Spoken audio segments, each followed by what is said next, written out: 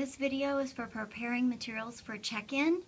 What you're going to do is in your testing bucket, there should be a sheet that explains to you what order the materials are supposed to go in.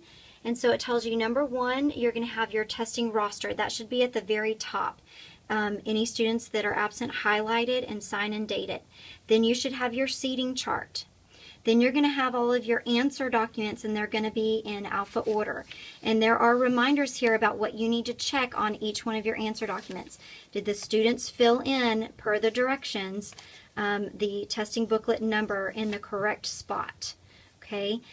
Did you fill in the form number that they've taken? You wrote it in the numbers here and then bubbled in the corresponding bubbles.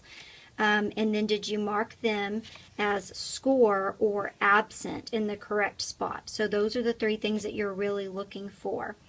Okay, after you have those answer documents, underneath that should be the booklets in numerical order.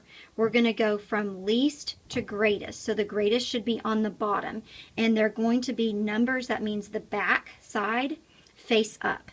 So that whenever you come to check in, I should be able to see the back of the booklets starting with the smallest number. And so it's above this barcode here. So I'm going to check and be able to flip through them and make sure that they're all in order. And I'll double check that with the materials control form. Then all of your testing signs need to be in there. And there's a reminder of what all testing signs are in there. Those do not have to be any type of particular order.